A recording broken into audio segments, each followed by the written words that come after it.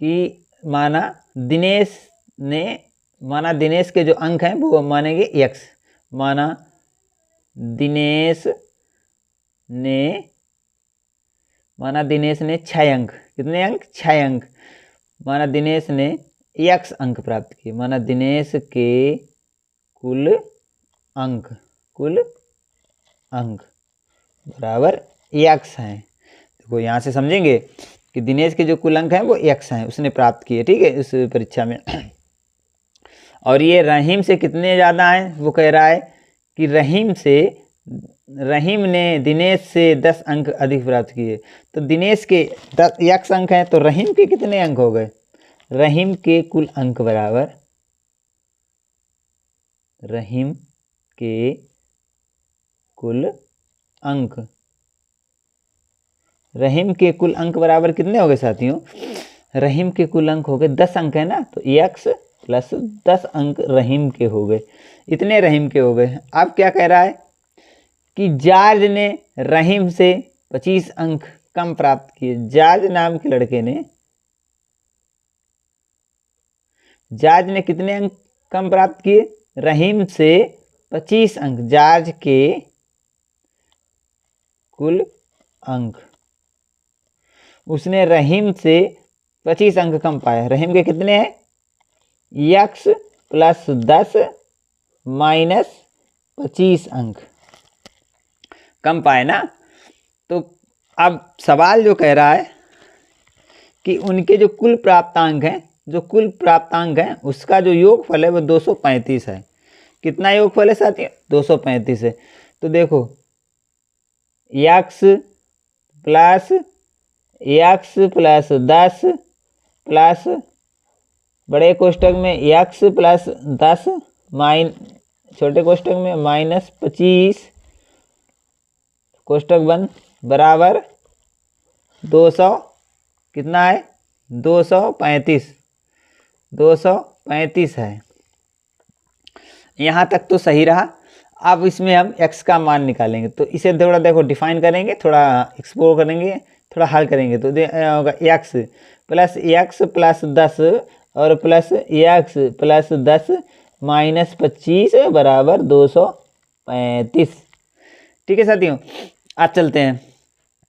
अब देखो यहाँ पे x कितना है? 1x 2x 3x, तो यहाँ पर 3x कर लेंगे।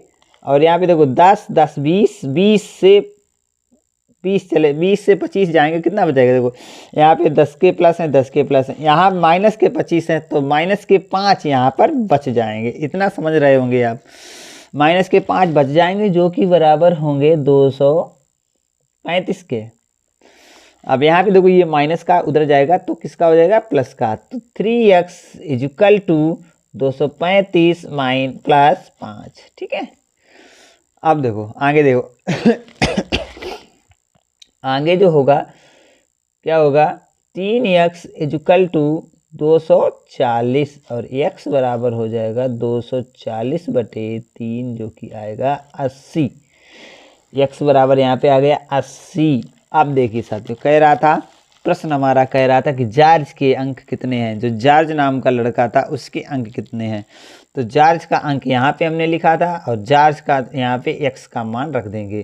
तो देखो यहाँ पर हम रखेंगे ऐसे 80 प्लस 10 और माइनस का यहाँ पे 25। 80 10 90 और माइनस 25, तो कितना आ जाएगा बेटा? 90 से 25 अगर हम घटा देंगे तो कितना आ जाएगा? 90 से 25 घटाएंगे तो यहाँ पे आएगा 5 और यहाँ पे बचा है 8, 8 से 2 जाएंगे तो बचेगा 6, जो कि हमारा 65 राइट आंसर हो जाएगा। साथियों इसका 65 बिल्कुल राइट आंसर हो जाएगा। और बी, इसका ऑप्शन बी ऑप्शन इसका बिल्कुल सही होगा। आशा करते हैं यहाँ तक के प्रश्न आपको शानदार तरीके से समझ में आ गए होंगे। चलते हैं अगले महत्वपूर्ण प्रश्न की तरफ। साथियों अगला महत्वपूर्ण प्रश्न बहुत शानदार है और ये सरलीकरण वाले प्रश्न से लिया गया है। तो आइए इस प्रश्न को हम बोर्ड मास नियम लगाकर हल करेंगे और आपको समझाने का प्रयत्न करेंगे। आइए चलते हैं और इसे समझने का प्रयत्न करते हैं। सबसे पहले इसे हम अपने कॉपी पर उतारेंगे, जो कि लिखा है 10 का मल्टीप्लाई 10 से हो जाएगा। और ऐड हो जाएगा यहाँ पे बड़े कोष्टक में 400, और ये हो जाएगा डिवाइड बाय किससे साथियों, यहाँ पे लिखा है डिवाइड बाय मझले कोष्टक के अंदर हो जाएगा 100, और यहाँ पे माइनस का लग जाएगा छोटा कोष्टक, और 50 माइनस 3 गुणे 10, और ऊपर लग जाएगा बार का निशान, और छोटा मझला बड़ा कोष्टक हो जाएगा बंद। तो साथियों जो हमारा प्रश्न है वो अब हमारी कॉपी पे आ गया, और इसे अब हम लोग हल करेंगे। साथियों इस प्रकार के प्रश्न को हल करने के लिए, इस प्रकार को सरलीकरण करने के लिए हमें करना होता है क्या, हमें करना होता है ये, इसमें लगाना होता है नियम। एक नियम होता है, वो होता है बोर्ड मास नियम, इसे हम कहते हैं क्या, BOD, बोर्ड मास नियम। अब बोर्ड मास नियम को अगर पूरी तरीके अच्छी तरीके से समझना है तो हमारे YouTube चैनल पर जाकर बोर्ड मास का जो हमारा वीडियो है उसे देख लें, और बोर्ड मास नियम को अच्छी तरीके से समझ लें किस प्रकार से बोर्ड मास नियम काम करता है साथियों। तो सबसे पहले बोर्ड मास नियम कहता है कि ये जो वार का निशान है सबसे पहले उसे ही हल करेंगे। तो आइए चलते हैं, यहाँ पर हम बराबर का निशान लगाएंगे और बाहर वाले को भाग को पहले हल करेंगे। इसे हम बाहर है, इससे कोई मतलब नहीं, तो यहाँ पे 10 गुणे 10 है तो 100 भी लिख सकते हैं, लेकिन जो नियम है वो सबसे पहले 12, तो 10 गुणे 10, और प्लस का निशान यहाँ पे रहेगा, और यहाँ पे हो जाएगा 400, यहाँ पे डिवाइड बाय का निशान है तो डिवाइड बाय का लगाएंगे, और मंझला कोष्टक बनाकर और यहाँ पे 100 लिखेंगे, और माइनस का यहाँ पे होगा छोटे कोष्टक के अंदर 50, चलो कोई बात नहीं, और यहाँ पे माइनस का है, और यहाँ पे 10 तियाँ 30 हो जाएगा साथियों। तो हम बार को हल करेंगे 30 आ जाएगा, और यहाँ पे तीनों कोष्टक यहाँ पे बंद हो जाएंगे। कोई प्रॉब्लम नहीं होनी चाहिए हल करते समय, और पूरा जब सही से ही हल होगा, पूरा नियम फॉलो करोगे तभी इसका आंसर निकल पाएगा। अगर एक भी आपने स्टेप गलत कर दिया तो इसका आंसर गलत हो जाएगा साथियों। चलिए इसको फिर आगे बढ़ाते रहेंगे और हल करते रहेंगे। तो यहाँ पर 400 डिवाइड है तो डिवाइड बाय लगा दो, और माइनस, अब हम इसे हल कर दे देंगे, मझले कोष्टक छोटा कोष्टक खत्म कर देंगे यहाँ पर, तो हमारा बच जाएगा 20, माइनस का भी 20 होगा, और यहाँ से मझला कोष्टक ही रह जाएगा और बड़ा कोष्टक रह जाएगा। यहाँ तक तो समझ गए। देखो अब अगली स्टेप कहती है कि मझले कोष्टक को हल करें। क्या हम मझले कोष्टक को हल करें, तो मझले कोष्टक को हल करें, 105 आंसर है, ठीक है, ठीक है 105 ही आएगा।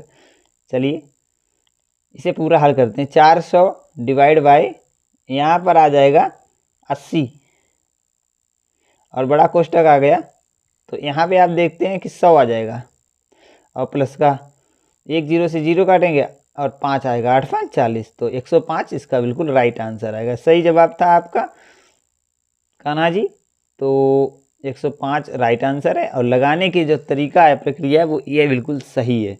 आशा करते हैं आपको भी समझ में आई होगी, और बच्चे जो जुड़े हैं उन्हें भी समझ में आई होगी। चलिए अगला प्रश्न है कि 360 ग्राम को किलोग्राम 3 किग्रा का कितना प्रतिशत है। जो 360 ग्राम है वो 3 किलो का कितने प्रतिशत है, तो ये बताना है। ठीक है, आइए चलते हैं इस प्रश्न को बिल्कुल सही से हल करेंगे। जो 360 ग्राम है वो 3 किलो में कितने प्रतिशत का मान अपने रखता है। तो आइए चलते हैं। सबसे पहले देखो 1 किलो में कितने ग्राम होते हैं। सबसे पहले एक समझो 350 ग्राम जो है, 350 ग्राम है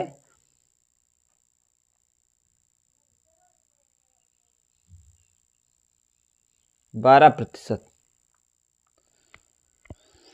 हाँ सही है, 12% है। देखते हैं हल करेंगे। 350 का, सॉरी 360 है, यहाँ पे 360 है, और 360 का 3 किग्रा,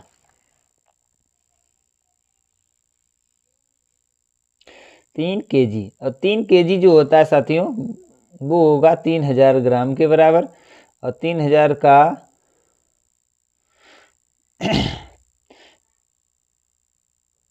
360, तो इसमें भाग दे देंगे, 36 आ जाएगा, बटे का 100 हो जाएगा। ठीक है, देखो 360 किलो 3 kg का हो गया ग्राम 3000 ग्राम। ठीक है, और ये 360 का कितना प्रतिशत है,